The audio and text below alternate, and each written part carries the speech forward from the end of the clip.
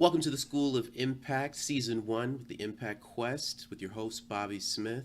Today I have the pleasure of interviewing Jacques-Philippe Piverger. Ça passe? Comment ça va? Ah! I have to tell you, I really appreciated the time you took to. It was like you're on like Jacques Philippe. So I'm here for it. Let's do this. I mean, if we are nothing, we are our name, so I want to give honor to your parents who spent time picking it, right? It was tough as a child. Let me tell you. As an adult, it's been good, but as a child, it was really hard. how do people usually do they say like Jacques? I've heard it all.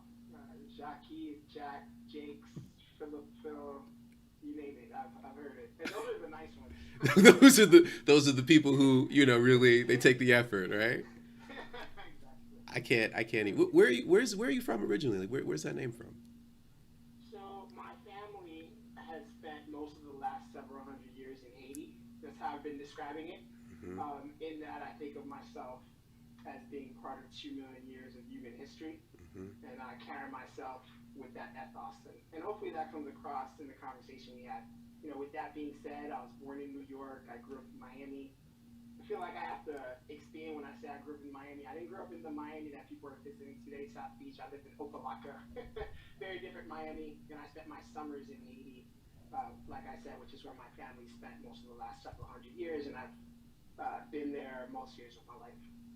Let's just take a second to adjust the audio. Some of the LinkedIn fans say that your audio is coming across a little low. Can you turn it? Can you increase the volume for me, just so we can make sure? Let me know if that's better. And I appreciate the support. Thanks, Dan. Dan's on LinkedIn. Okay, perfect. Does he hear me better now? Live. Is that live updates? Sometimes I'm on Wi-Fi in New York City. I feel like Tell me about I it. get better connectivity in developing markets.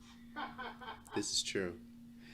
So I appreciate the historical context. I'm Caribbean as well, from Jamaica, so There we it's go, it's West Indian massive baby. a West Indian massive. So it's always better for me when I meet individuals who are initially from initially from the outside. Do you think do you think there's a difference in being a person of color coming into investing? And I want to lead that conversation into Ozone. Do you find that there's a difference in raising capital, getting into the impact space? A difference because of being somewhat international with the name like Jacques Philippe, or Hmm. just Yeah, well, any way you of, want to of describe being it. Yeah. of being of color, all of the above. However you'd like to express that identity, do you find that and you've been around this game for a while, but do you find that there's a difference even in when people try to pronounce your name, when your cultural look, context? look, I've been around the block, as have you, and I appreciate the color. I think I like to think of all of us as being the same, and I go out and just try to perform the best that I can, and typically I think that's pretty good. But at the same time, you take a step back and you look at the numbers, you know that institutional capital is not checking for underrepresented individuals, be it black, Hispanic, women, etc. Right? Less than 6% of capital last year went to that entire demographic, which represents more than 65% of the population. So I'm not going to lie to myself and pretend that it's the same. Hmm. Now, if I were to take the time, which I don't usually, but if I were to take the time and go into the layers, so as a black person whose family is from the Caribbean with a name like Jacques Philippe, does it make a difference? I'm sure it does, but I don't think it makes a significant difference. Hmm. And I believe in collective action and strength in numbers. And so, I try to proceed accordingly. I mean, we've all seen the stats out there, so it is true that as a child, Jacques Philippe was a tough name. But I wouldn't be surprised if, as an adult, it actually helped, because if they just see my name and the schools I went to, they're not actually sure where I'm from or what I look like. Hmm. And Hmm. so that might even be an advantage in getting me into it. But again, it's so marginal, and I don't think it makes a significant difference. And kind of going back to what I said at the beginning, as far as being part of 2 million years of history, for me, what that means is I don't actually ascribe to man-made constructs. Mm-hmm. So whether it's patriotism, nationalism, all the different boundaries and borders, I don't believe in those. Mm-hmm. And I think at the level that we're looking to operate for us at Ozone X, we're literally creating a future of venture capital. It's a platform-based model to venture investing, which will allow us to attract the resources that are commensurate with the biggest challenges of our time, and those know no borders either, right? Oh, during the holiday, I read Steve Schwartzman's book, What It Takes. That was one of several books I read during the holiday. And, he already has a censor in China and, doing deals everywhere, right? Mm-hmm. And so people who are operating at the level that we're looking to operate at, they don't consider, one island versus another or one country versus another. Mm-hmm. It's more about capital flows and business and perfecting a process and taking advantage of different opportunities to create value for everyone. And Mm-hmm. that's more or less how I look at it. So before we get into the VC end of this, I mean, you started off in the school of hard knocks with the rest of us, Empower, I believe, correct? I did. Can you talk about that journey? Like, how did I know you had a co-founder? So go ahead and give the full roundabout. But how'd you get into this out of undergrad, out of school? Like, what made you think you could start an energy company? Sure. Thanks for the question. And so I started Empowered after I had already gone to undergrad at Georgetown and business school at Dartmouth. And then I had worked for two large investment firms. Mm-hmm. And so I worked for AIG Investments. We had over 500 billion in assets. Mm-hmm. And then Pinebridge Investments, which was a spin out of 100 billion. And so that was the backdrop. And I had actually started, I think, before Empowered. It was a result of my time in Haiti and other developing markets, Yeah. and realizing the circumstances under which people were living. Mm-hmm. And then separately, I had always been pretty active in trying to be supportive there and other places. And there was a huge earthquake in 2010 that decimated more than 200,000 people in the country. And that was actually the first time where I felt like I couldn't wait for anyone else. I had no choice. It's like, all right, what are you going to do? So a combination of all those things and what I had seen in Haiti and elsewhere led me to say, okay, let me create this solar power product company, because more than 80% of the people in that country are still using kerosene and candles Mm-hmm. and things of that sort for their basic lighting and energy needs. Mm-hmm. And that's where the idea for Empowered was born. And then when you took a step back, you realize that globally the need was 3 billion people across Africa, Southeast Asia, Latin America, Caribbean. Mm-hmm. And then when you actually start, we developed the product, we went to market. I was co-founder and CEO from inception for 3 years. And during that 3-year period, we distributed in more than 70 countries. It was really fascinating because I never saw myself really spending an extended period of time running a product company, which is what it was. But at that point, what was interesting as well is our biggest markets were not the intended markets.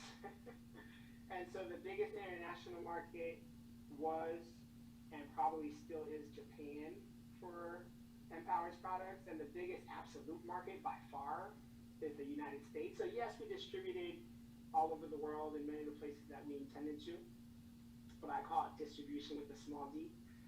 And distribution with the big D, you go to Target and Lowe's and Big Five, EMS, lots of places across the United States, and you find Empowered's products, in particular the Lucy Lantern. And one of the takeaways for me was that there's a reason developing markets are developing, and it's actually harder to do business. And when you spend $10,000 in some of those markets for distribution, you may make zero or negative and lose it. And then you spend the same money in a developed market, and you're moving containers with 40,000 units. So that was one of the key takeaways, as well as many others. But kind kind of going back to your initial question as to why, the reality is I've always been very entrepreneurial. Even when I took my first job after business school, I think, going back to where you and I started, we're from the West Indies, that's part of our heritage. Yeah. So even the first job I got after business school, I was reporting to the CEO of AIG Investments. It was considered to be a very highly coveted role, and he only hired sparingly for this position. I didn't have a job offer yet, but I still told him, I was like, look, when I want you to know that I've always been very entrepreneurial. I will always be entrepreneurial. And I let him know that part of the reason I was interested in going there is because I had read a history of AIG called Fallen Giant.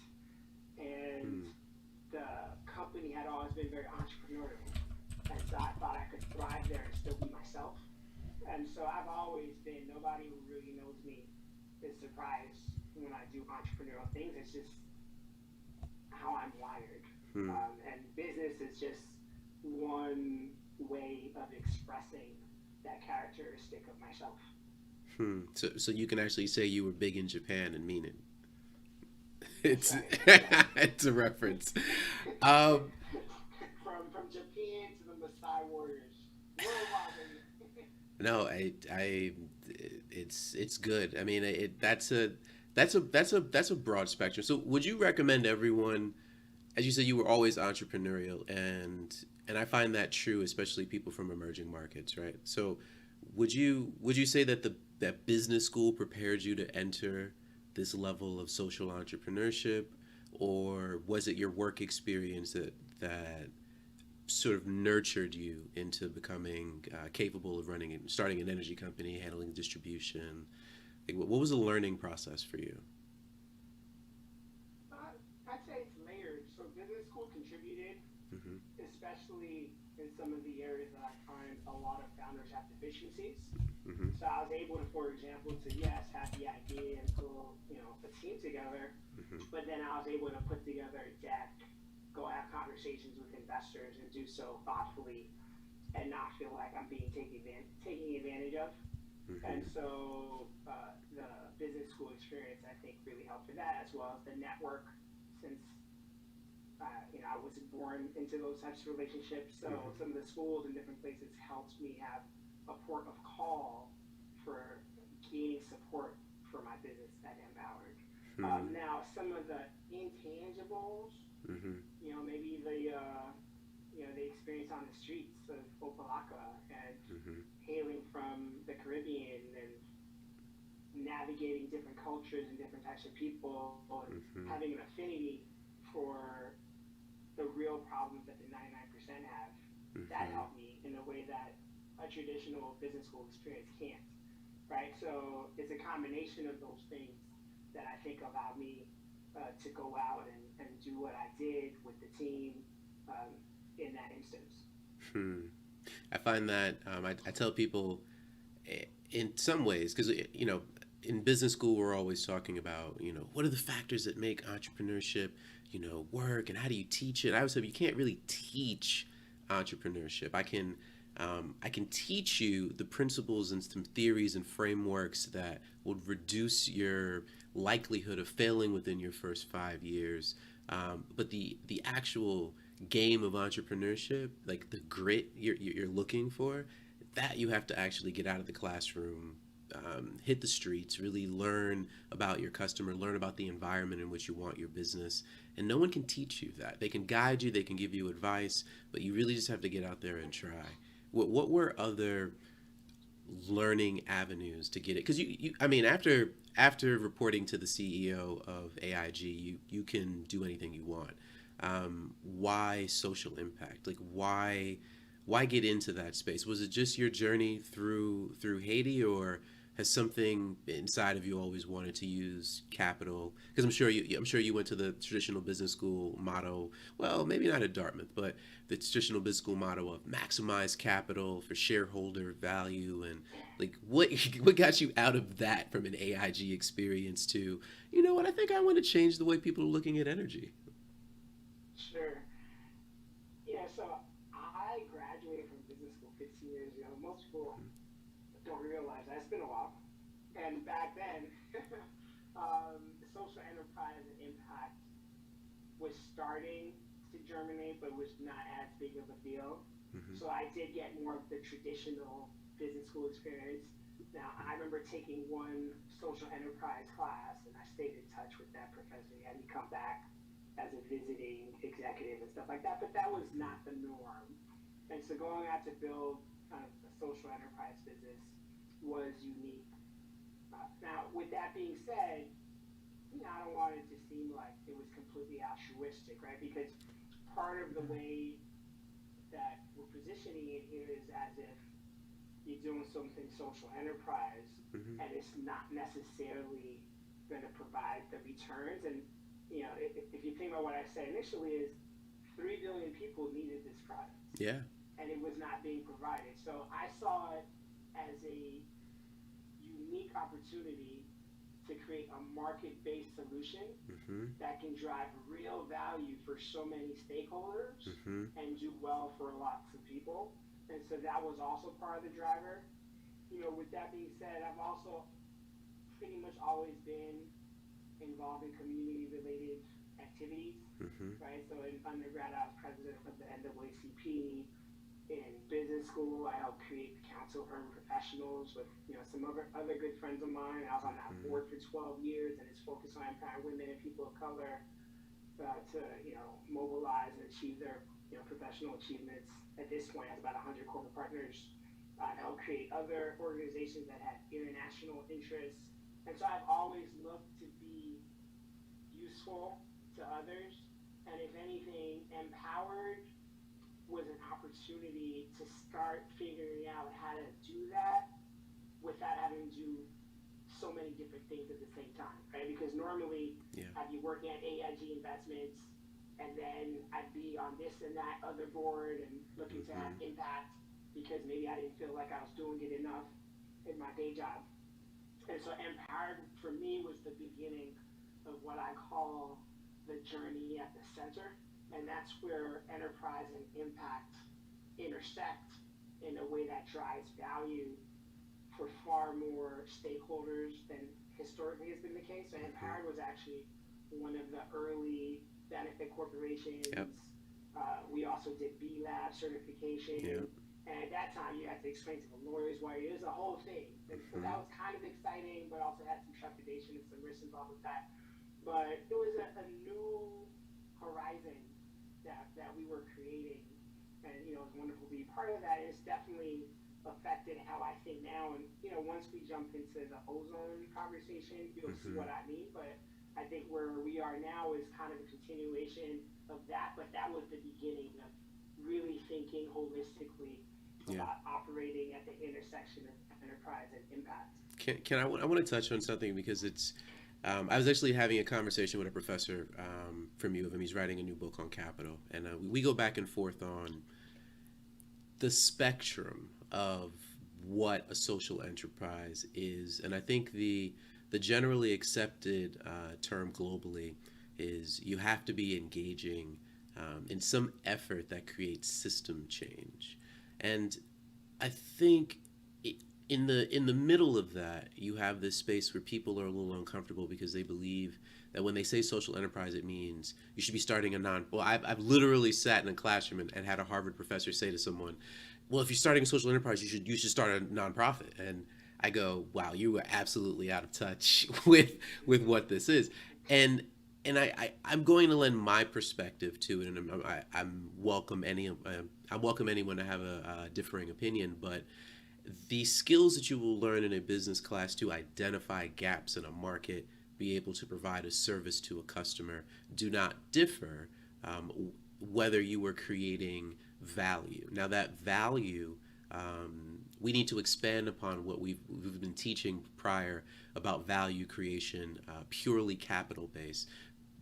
The industry now, human beings and consumers globally will stop buying your product if they don't believe that your product is aligned with their values, their ethics, or their morals. And so people want to see that you're creating value not only on the bottom line of capital, but that you have an insight into using your venture to create value in energy crises around the world because, as you said, maybe they're working in a particular job where they can't necessarily measure their direct impact as you can in Ozone or in Empower. And what they want to do with their capital is I'd rather buy products from this particular vendor because it's allowing me to use my capital to express my ethical beliefs or and empower other people. So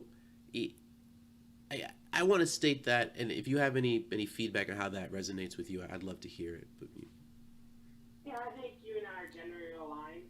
I don't have a ton to add there. And that's a great thing because historically, I'm sure you've had plenty of conversations with people, and what you just said is you're a capitalist. outdated. Yeah, Like, yeah, no, yeah, exactly. yeah, yeah. And I don't believe that to be the case. I actually think social enterprise is a better business model on a Absolutely. risk-adjusted basis. And it's coming from someone who's done all three, right? Like I've done pure play capital, I've done pure nonprofit, and I've done the middle. And my view is pure corporate and pure nonprofit are not optimized for best performance, right? Like Mm-hmm. people who are just doing the nonprofit, oftentimes they're spending 70% or more of their time raising capital Yep. instead of the actual business they're running, right? So when I look at Empowered, every light that someone purchased at a relatively low cost saved them significantly more than the cost in terms of fuel cost, like energy costs when they're buying kerosene. Mm-hmm. It decreased their likelihood of pulmonary issues by like 7x. Mm-hmm. There are a million fires, deaths a year related to fires related to those types of things, which it helps to decrease. The benefits are greater than most nonprofits that are operating in that space, but the operators of that business don't have to spend all their time raising capital, right? Yeah. And then for the pure play corporate, in the old view where you're simply maximizing shareholder value, you're missing out on all the other stakeholders, right? So Yeah. there was a time where you could get away with that, right? But now there's Twitter, Trump's going to have his own Twitter, right? That you can't hide, right? So there was a time where you could pump dirty crude in the Niger Delta, clean it up, sell clean gas in Hollywood, decimate the local people near where you're getting the initial crude, Mm-hmm. but no one would know, right? Because information didn't flow. Well, that's no longer the case. So it's extremely important, actually, as a business matter, to take into account all your stakeholders. And who are the stakeholders? It's environment, it's employees, Mm-hmm. it's the neighborhoods you operate in, it's Mm-hmm. the communities, it's the suppliers. Mm-hmm. And as far as you don't do that, you're not likely to stand the test of time. And so for Nope. an investor, you're really high risk. Yep. And if you do all those things, I don't know about other people, but that's actually my definition of a social enterprise. Mm-hmm. And so to me, a social enterprise is a business that's thoughtfully curated and takes into account as many stakeholders as possible, Mm-hmm. helping to maximize value for everyone. Mm-hmm. And generally speaking, if done properly, will actually stand the test of time and provide strong returns. And you're actually starting to see more of that. So the companies that are outperforming in the last decade, many of them do have those qualities. And I think Yep. you're going to start seeing even more of that, especially now as kind of this next generation are far more progressive than other generations have been. Mm-hmm. And they're putting their dollars towards things that make them feel good, that are sourced in proper ways, and that was never the case before. So I think I'm hopeful that we're moving in the right direction with respect to that. But it's really, really important that people understand that purpose or impact actually correlate with returns. They Absolutely. don't conflict. And so I just want to make sure that I say that loud and clear. No, If Brown were here, I'd have him, put a little tune on that. no, man. I feel you. I resonate with that. The data is there to support that as we start to get more sophisticated. I'd like to see more risk assessment people actually start to talk about how you're lowering your risk. The next generation of blue chips, absolutely will be companies that have strong corporate social responsibility programs or are well aligned across all of their value chains and diversification of their hiring, diversification, and when I say diversification, I mean hiring people of color, women, veterans, people with disabilities in their supply chain, that is what it will take to be the next generation of blue chip firms. So let's let's transition. So you went into Empower. You were highly successful at Empower, echoing Green Fellow among other notable awards. How did you get into the idea that collective wisdom and business intelligence could help close that gap for people of color looking to raise capital? Like, tell me the founding story for Ozone. Sure, happy to. It takes me to a happy place. um,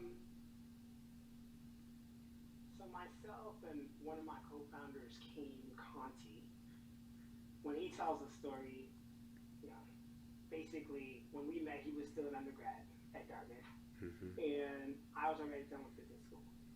And we've stayed in touch over the years. And you kind of know about what I've been up to. He went out, built 8 companies. He speaks 7 languages. I knew him as a young phenom. Now he's a more mature phenom. And the 7 languages, I could probably do 7 languages, but they might all need to be Romance languages, and they wouldn't all be that good. Yeah. His include Chinese, Arabic, and Oh, he went for the easy ones. exactly.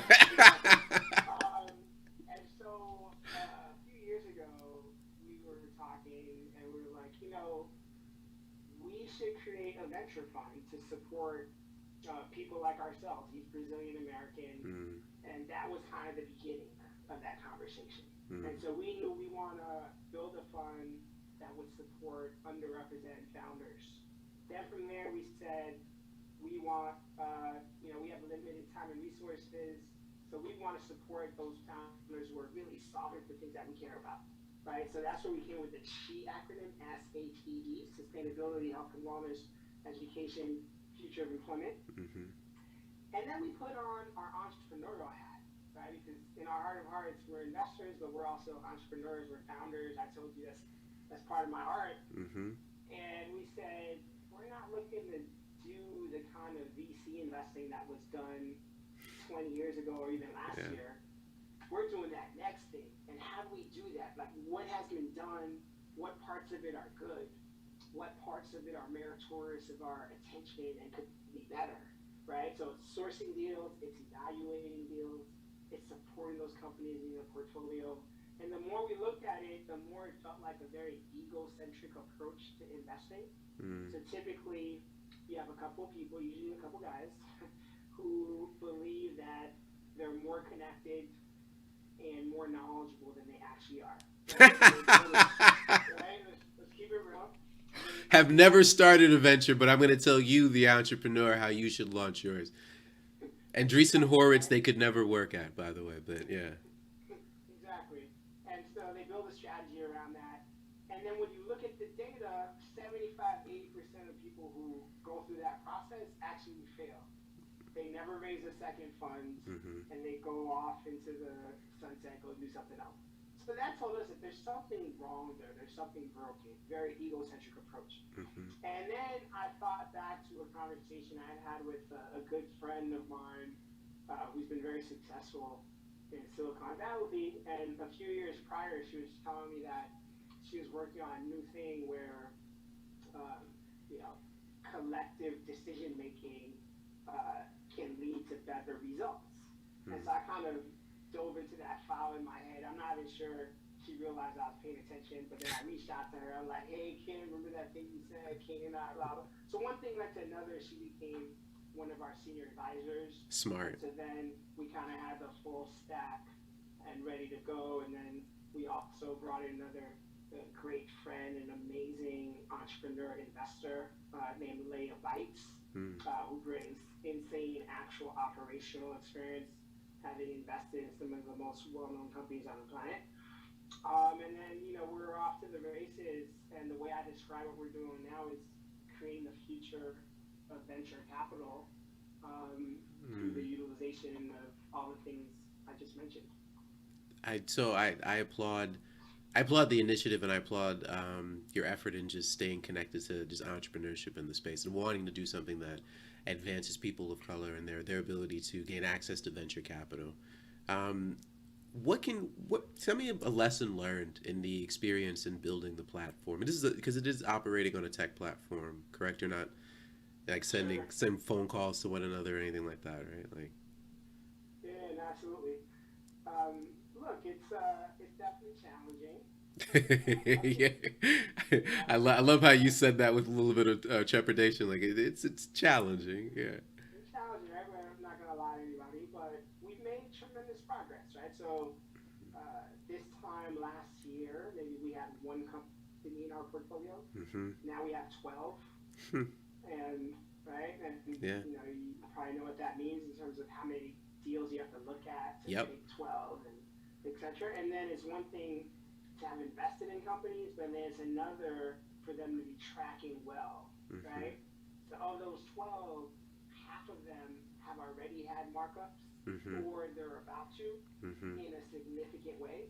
And then that puts us, in the top decile relative to most VC funds. Hmm. And that's while we're also working on the tech, we're out raising capital, we're doing all these other things. And so right now we're in a place where we feel that the core business of venture Hmm. is something that we were made for, right? Like sourcing deals, evaluating them, and then supporting the founders. I mean, in a sense, that's what we've always done. Hmm. We just get to call it work now. The right the part that is more elusive, despite what the markets might suggest, is a more efficient capital source, Hmm. right? And so, in as far as we fully figure that part out, we'll be able to cut bigger checks and really move the needle even more. So, the idea is that over the next 5 to 10 years, we intend to scale this, Hmm. right? So, go from 650 to 60,000 Hmm. people, right? Go from 12 companies to thousands of companies, millions of jobs created, and doing so in a systematic manner so that I, Jacques Philippe, can't fully influence which companies we invest in, right? So it keeps us honest, and Hmm. so we know actually that as Fund One does well, the reality is Fund Two, Three, Four should actually do better because we'll have the benefit of even more data, more process level innovation, and so for me, that's super exciting because it allows us to be supportive to these demographics that we care about and that we believe have a lot of hidden alpha, right? Because if only 6% of capital is going to that 65% demo, and if one believes, such as I, that talent and expertise are broadly distributed, there's a huge arbitrage opportunity there that we're happy to take advantage of over the next several cycles. So we think it's the right thing to do. Hmm. It's also the smart thing to do. And then we've developed a systematic process, which is data driven, which we believe over the next 5 to 10 years should allow us to build one of the, if not the largest venture fund on the planet that has the resources that are requisite to address, some of the biggest challenges of our time. So, talk to me about the use of tech and how you leverage evaluations of the deals. I know you have an interesting way of using collective wisdom with pulling in advisors, and Sure. I've trends that I've seen that are aligned to what you're doing. Which is why I know you'll be successful. Village Capital has a distributive method of having people, usually entrepreneurs they've already invested in, come in and evaluate new deals or new programs to invest in. And I worked as a senior advisor with Nasdaq in 2019 in increasing the amount of institutional capital that are earmarked for fund managers of color, Sure. because I mean, quiet is kept. The reason that most VCs can't, as they say, can't find African Americans, people of color, and women to invest in is because they don't have the networks and the access to deal source. So, wait, why don't we just start empowering people who look like the demographic that we're hoping to improve the statistic on. And so I've seen the data, I've worked in that space. Uh, Talk to me about the intelligence and the tech that is used to help you make those decisions. And if you could, just some lessons learned on how to select a good advisor to evaluate those deals, and just how are you doing deal sourcing? Like how are you able, besides having a network of people who obviously play in this space and know this work, but how are you able to pull these 500 possible applicants and narrow it down to maybe a hot 12? Fair enough. That's an excellent question. Taking it from the top on the question of the evaluation Mm-hmm. and how we apply the tech and the collective to help drive better evaluations. Mm-hmm. So we're actually probably going to have an evaluation next week, right? Yeah. So messages went out to relevant members of our community. Historically, last year, we would have anywhere from 30 to 80 people Yeah. who say yes, they're interested in participating, Mm-hmm. right? And then what happens is we'll have the founder participate, so do a bit of a pitch if you will talk about what they're doing. Mm-hmm. The evaluators are able to listen, they're able to ask questions. They're then able to provide qualitative feedback, Mm-hmm. right? And they're able to do so in an anonymized manner, Mm-hmm. and they're able to see all the other feedback that's provided, and they're able to prioritize the different bits of feedback. So I might go in to evaluate a company, and let's say I have 3 ideas, and I'm like most people, and I think my ideas are amazing. The best. Yeah. The best, right? But then I go in to evaluate, and as I'm evaluating on the team, I see some other ideas there, Mm-hmm. which weren't mine. But actually, we tend to be honest when we see others relative to ours. Mm-hmm. So I may have thought mine was great, but then I see another one that's better. I'm usually going to prioritize that one. And then it's not just me, there's 40 people doing this, right? Mm-hmm. So across all the different segments, the best ideas are bubbling to the top. And that qualitative info is converted into quantitative info, Mm-hmm. and we get a score at the end of the day on a scale of 1 to 100. And if it meets our threshold, which is usually something north of 70, then we're more likely to participate. Mm-hmm. And so what that does is it keeps us more honest. It fills blind spots that we might have otherwise had. So even, so we start off, I might have Howard. So generally, a person with that background, I'll see, hope I'd be the solar expert, right? Mm-hmm. But the reality is there's 40, 50 other people with more specific solar expertise, and Yeah. that may be a particular part of that, right? So, Engineering expertise and exactly. so our model allows us to take advantage of that. So whereas I might have missed something, you have 30, 40, 50 relevant sector experts, you may still miss something, but the likelihood is a lot lower. Smart. So that ends up ensuring that the bottom of our funnel is tighter than typical VC. So if most VCs and the funnel is this big, then our funnel is this, the bottom is this big. And so hopefully that'll lead to fewer misses. And that's part. And then also over time, as more folks participate, we're actually able to see the kind of feedback and things that people provide, and our machine collects that, and that's how you end up getting kind of the power of the AI over time. And so the fact that we're doing so well now, even though it's not enough data for it to be meaningful yet, it should actually only get better. Yeah. So that's really exciting to us. And then to your question around deal sourcing, so initially it's the founders, it's the team. We're pretty connected. We've been around. People send us deals, and that's been useful. But our model actually also lends itself to a more systematic approach to deal sourcing. Mm-hmm. So again, if we would have sourced X number of deals, the fact that we have hundreds, soon to be thousands of people in our community who are also incentivized to source deals, well, we're going to get X times a factor of Y at the top of our funnel. So if this was the normal funnel, Mm-hmm. ours is like this, right? The top is bigger, the bottom is smaller. Mm-hmm. And we've done so in a systematic manner, and I see the wheels turning in your head. So you see, about 10 years from now, we have a global Mm-hmm. sourcing mechanism. Mm-hmm.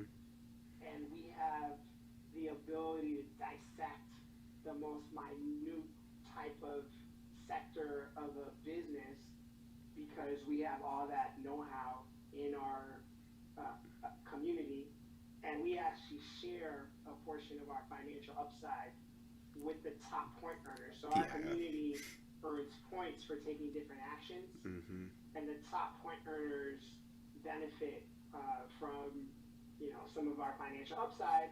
And then the other reason that people like to participate, what we've noticed is that about 60% of our current community members are also investors.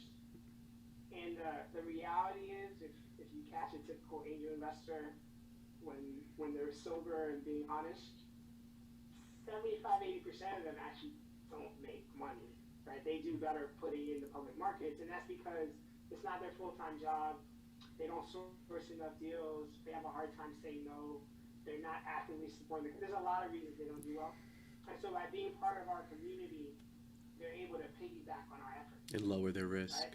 Yeah. Right? So they're able to invest alongside us through special purpose vehicles and benefit from our sourcing, evaluating support of companies. And that also for us allows us to be more supportive to our companies, provide more capital. It's another fee source. So we think of it as a very holistic approach to venture investing. And sometimes we describe it as the greatest meat is wheat. And we just kind of built it as such. And for me, it's also important to mention that if it's 9 innings, and I'm not a baseball player, but if it's 9 innings, this is still the middle of the first inning. We're very early. Yeah. Right? Yeah, absolutely. So, but you have a great idea, and you're collecting data, and you're putting the right people around, and you're diversifying from what I can tell on the outside looking, which is why I wanted you to talk about that, because that's to me, that's your unique sauce. Your ability to crowdsource, for lack of a better term, expertise across different markets. And from what it looks like is you have a very diverse set of advisors, women of color, men from different backgrounds, men of color. And I think you're just less likely to miss out on spanks. So just like, I always think that's like the biggest miss of the last like 10 years, right? Whoever the 10 or so primarily white guys who had Spanx in front of them and decided, I just don't get it. Like leggings, penny, who were their advisors, right? Like who did they go back to? Their funnel is it's like this, right? Like it's the 4 guys in the room, and if they don't connect to it immediately, you just missed out on Spanx. And congratulations, GG. That's exactly right. So we're not trying to miss out on such a Talk to me about the capacity building, right? You mentioned it before, what it takes for VCs to be successful, and it's so I'm a just put it out there. I'm a huge fan of Andreessen Horowitz's style of venture management investment, who they hire, who they have on their team, how they deal with how they treat entrepreneurs. I find that the best firms in the game not only provide capital, but they almost institutionalize continuing education and high level support along with their investments, right? Do you agree with that methodology, or like how are you thinking about doubling down on not just your investment but guaranteeing that those investments are successful? Yeah. So the short answer is yes. Yes. Now, if you want a more Yes, please. response, yeah, that's a key part of where we think we can provide differentiated value, and we're actually already starting to see it. And so the initial investments we made over the last year, they've been kind of 100 to 300K, right? Yeah. In many instances, the companies didn't necessarily need our money, right? Because they're raising $3 million, they're hot. Every major fund wants to give them money, and they're oversubscribed in 2-3 days. Right? We've had a few of those.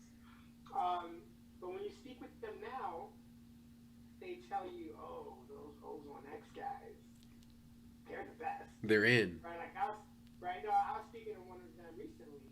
I won't name them because I don't want them to get in trouble with their people, but they're going to raise another major round soon. And when we were first coming in, they let us in because we knew them. They thought we might be. They didn't know. They weren't sure. But now they're like, hands down, you guys are doing the most value, right? Like they have all these pilots. We help make that happen. We like we're actively Yep. doing things, right? One of the first people that we brought into the team is the head of operations, and part of his remit is the portfolio companies, Mm-hmm. right? Oh, we want to know where they're at, what they need, how we can be helpful.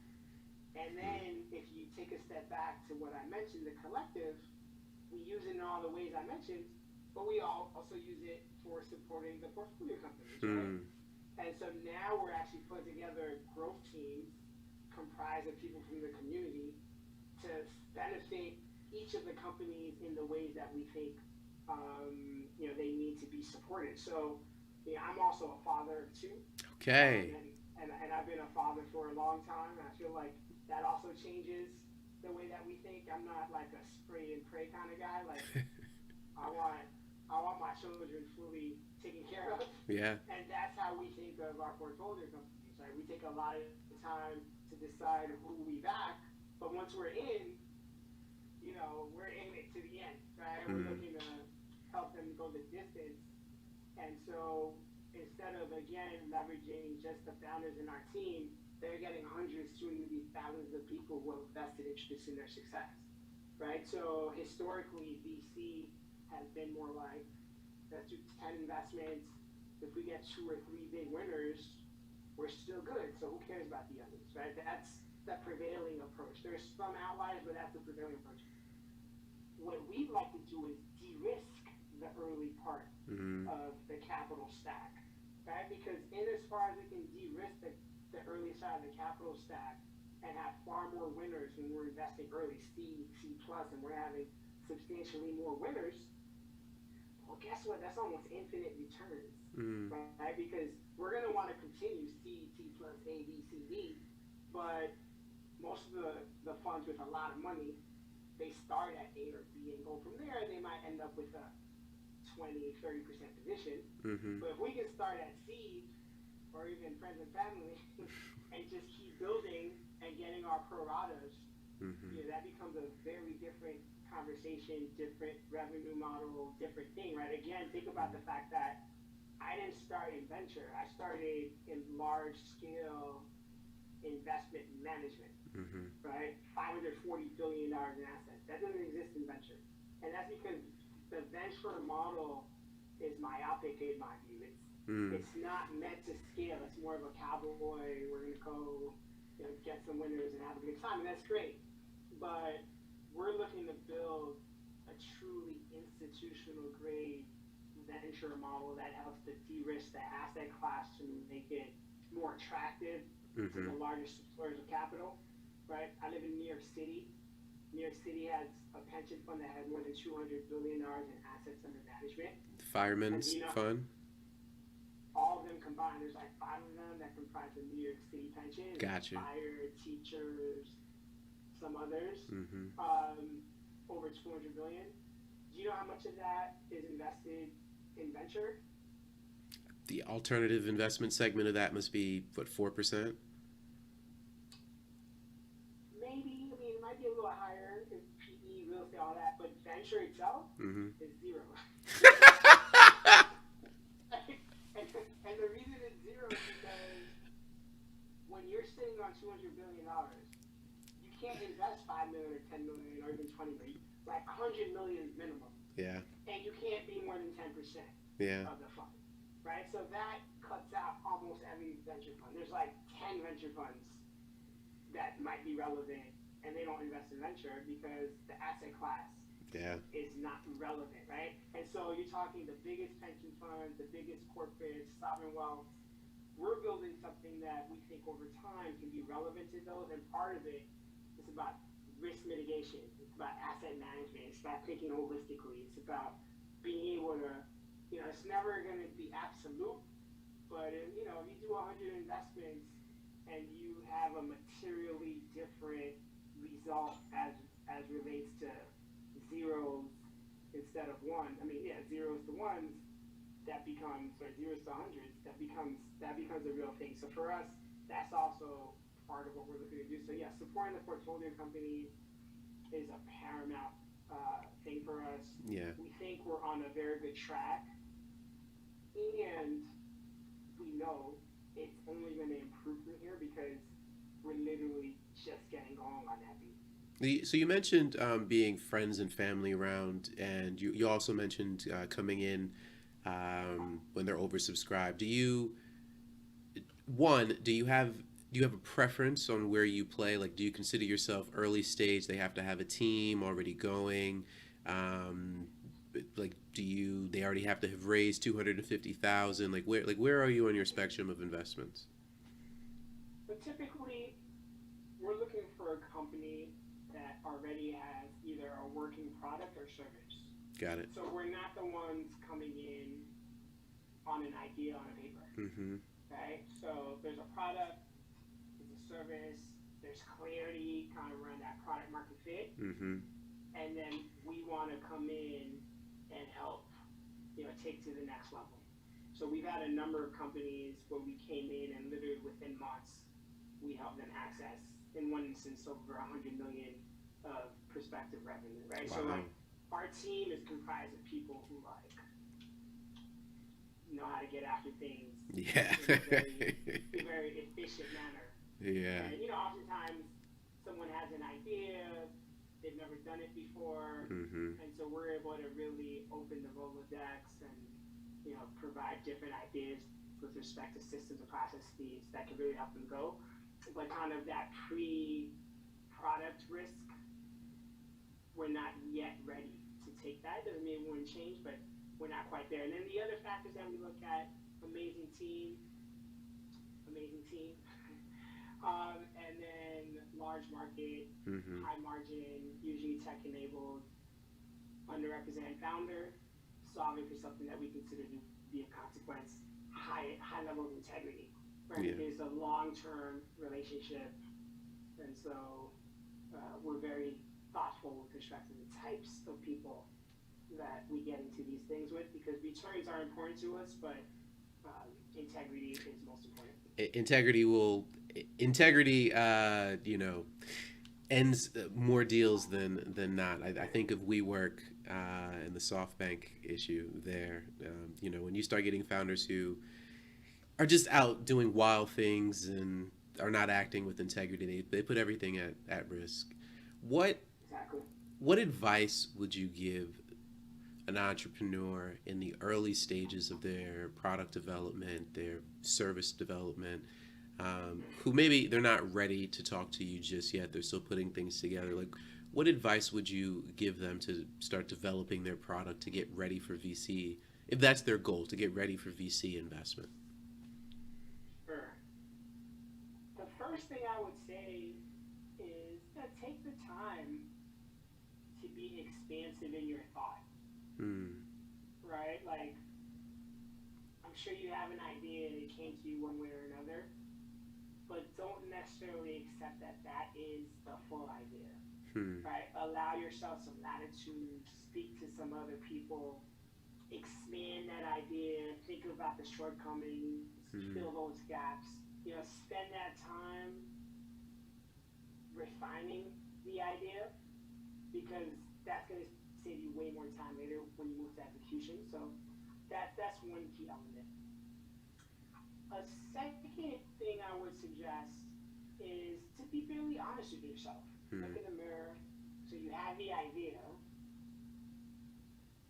Take some time to figure out what are the steps between where you are and where you're looking to go over the next 12, 24, 36 months. What are the resources that are necessary? Which of those resources do you have? What are you lacking? I mean, this is all really commonsensical, but the application is not always, right? Hmm. What's lacking? And be really systematic about filling those gaps, right? Don't be egotistical. No one can do it all. Hmm. So really be thoughtful. Like, what other humans do you need? What kind of capital do you need? What other support do you need? Mentors, sponsors, whatever it is. So really think about that in advance, and don't sell yourself short. Hmm. right? So, uh, you're 100% not going to get the most amazing people or all the resources if you don't even try or don't think you can, right? So, Mm-hmm. be expansive in that regard.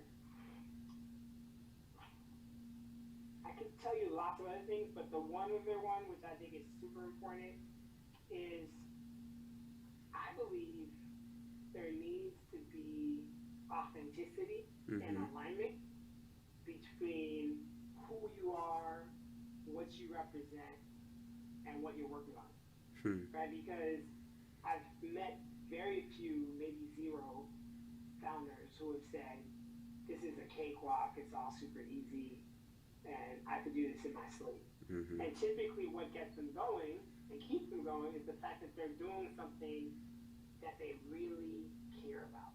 It doesn't matter what it is, but it's something that they might have been doing anyway, right? It just happens to be a business.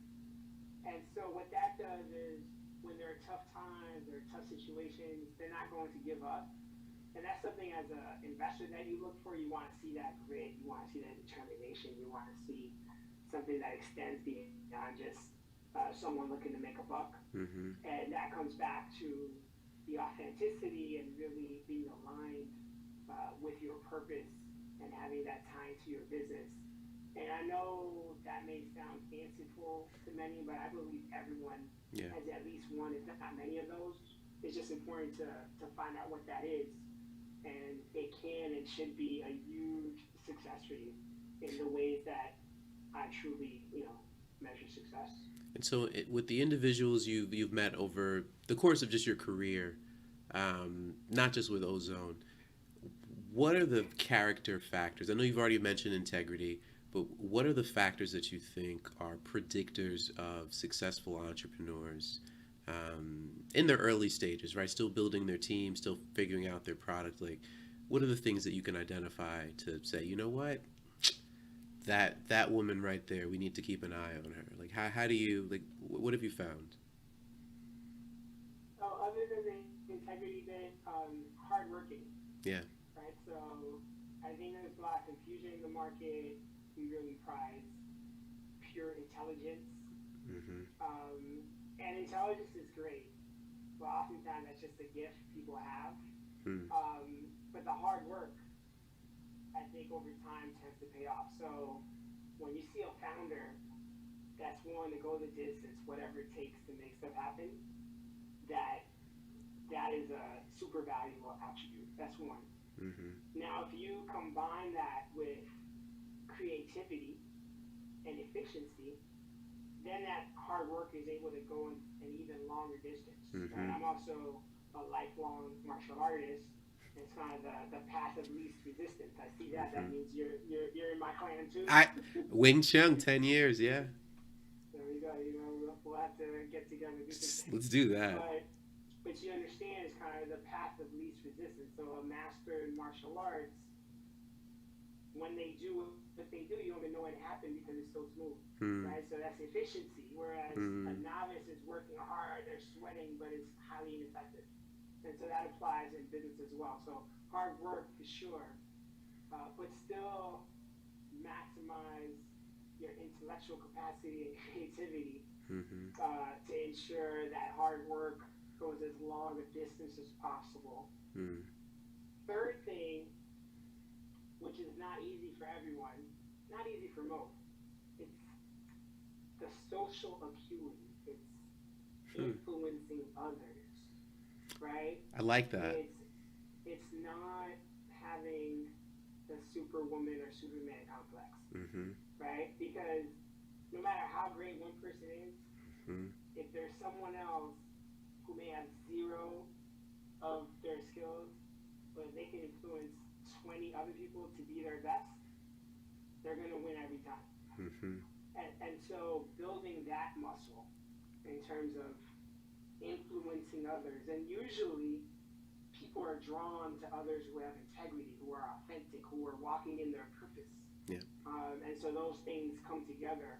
And so if you're hardworking, you have integrity, you're authentic, you're efficient with how you deploy your resources and your energy, Mm-hmm. then you have a really good shot of doing quite well at whatever it is that you do, Hmm. business included. And keep me in mind, right? Like whatever that business might be, Reach out to Ozone X for sure. Like, I'm here for it. no, man, I think that I first of all I support what you're doing I see you out there. I see because you've been them, you. right? I mean, it's I truly do believe that having people around the table who have walked even a mile in your shoes before is just such a strong just factor. It's a strong opinion on whether you get funding, whether you get a hey, not now, but maybe if you could fix this, this, and this, right? Like those conversations I think come easier when you have more people at the table who can represent the underrepresented. So I'm a big supporter of what you're doing. I'm glad to see you doing it. I've met many people who are getting into the investment space. Everyone wants to fund. Everyone wants to do that. But I think you're doing it with integrity. I think you have the. I know you have the background, and I know your work prior from Empower.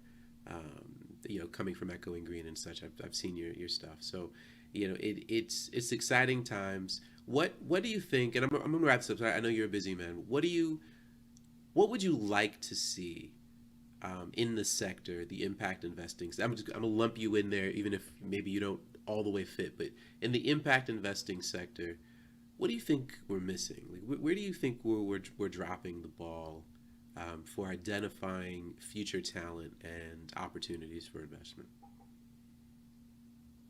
In terms of business ideas that I like to see germinating that we would want to back, or founders that Sure, we brought to bear. Or, I'll clarify. As you know, the data is pretty clear on this, but there's an overwhelming support to continue to invest in underrepresented people in entrepreneurship.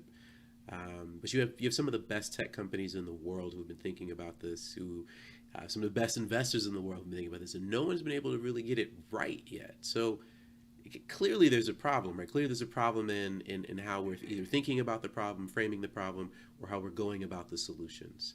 Uh, so just in your opinion, your 12 ventures in now, what is the sector missing in impact investing, right? As we start to identify founders of color to gain investment, like where's the sector dropping the ball? Like, what can the sector do better? sure. So I think it's going to take some time. I applaud your efforts, with the School of Impact and having conversations with people like me and others who are taking novel approaches to the space. I think it's going to take that. I think a lot of it relates to the sources of capital Hmm. and who's allocating the funds. Hmm. So I have a slide in the deck that I present sometimes, and it shows like 1.2% is the percentage of capital that went to Black founders last year. Mm-hmm. 6% is the percentage that went to all women, Black and Hispanic founders, and then 93%. You know what that is?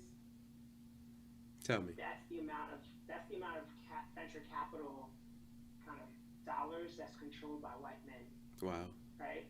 And I have a lot of white male friends and Yeah. So do I. LPs. They're my homies. Yeah. So I'm not saying it's not necessarily a conscious decision, Mm-hmm. but to your point, they don't have those networks, Yeah. and they may determine fit and what's going to be good differently. So it's also about having a broader set of people allocating capital Mm-hmm. who's able to discern some of the opportunities that are being missed, all the spanks that are being missed. So I Yeah. think How'd you miss it's Spanx? less about I'm listening, I pay attention to you. It's I think it's less about the sectors and Hmm. more about the investors, right? Because when you ask me, what should founders be thinking about, I didn't speak so much about the sector because you have the right founder, they're hardworking, they're authentic, they're doing their thing, they're likely to do really well. Yeah. And so you just need to find those. And there are plenty of Black, Hispanic women who fit that criteria, but investors are just not looking for them. So part of the solution is putting more capital with diverse allocators and investors. Yep. Another part of it is, look, my family has spent most of the last several hundred years in Haiti. Like, Mm-hmm. we're about changing things, right? Mm-hmm. Revolution, right? Mm-hmm. So some of it is going to come back to changing the model, right? So if you look at what Ozone X is doing, we have a model that I think is different, right? It's bringing some of the resources and distributing them in a way whereby we can find that talent, we can source the capital differently as well.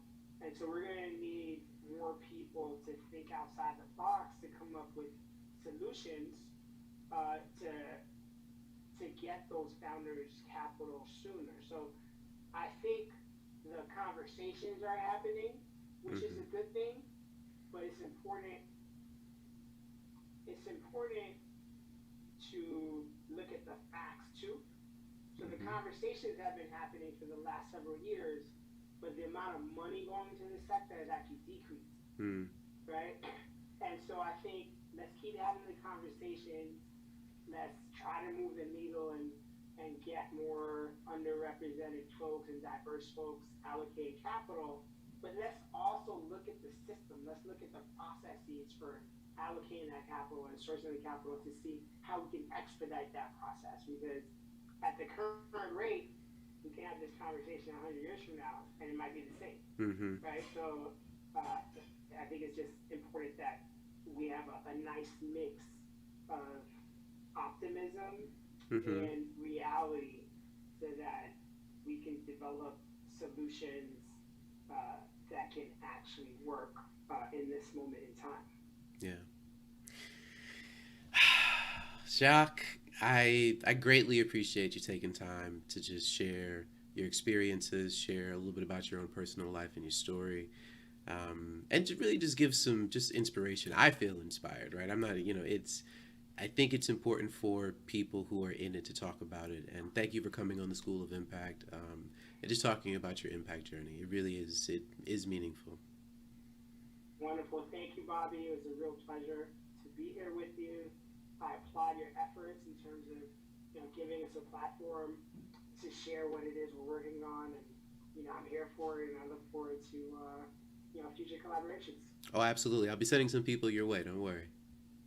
All right, wonderful. Take good care, brother. Merci. Au revoir.